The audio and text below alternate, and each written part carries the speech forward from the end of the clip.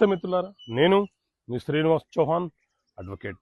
మిత్రులారా, ఒక వ్యక్తికి ఇద్దరు భార్యలైతే ఇద్దరు భార్యల పిల్లలు వారసత్వంగా వచ్చిన ఆస్తిని సమానంగా బాగా పంపిణీ చేసుకున్న తర్వాత ఒక భార్య కుమారుడు వివాహం కాకముందే మరణించాడు అనుకోండి.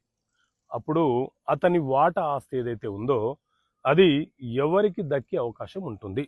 సో మిత్రులారా, మన దేశంలో హిందూ వారసత్వపు చట్టం 1956 అమలులో ఉన్నటువంటి చట్టం.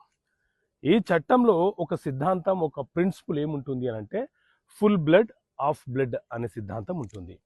ఫుల్ బ్లడ్ అంటే ఏంటి అని అంటే తల్లిదండ్రులకు జన్మించిన పిల్లలను ఫుల్ బ్లడ్ అని అంటారు.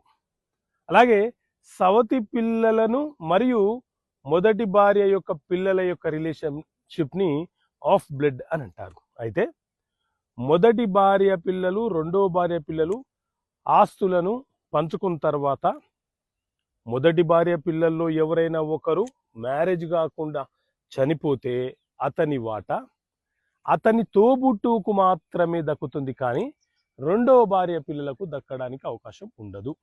అదే రెండో భార్య పిల్లలో ఎవరైనా సరే పంచుకున్న తర్వాత వివాహం కాకుండా మరణిస్తే వారి వాటా కూడా రెండో భార్య పిల్లలకు మాత్రమే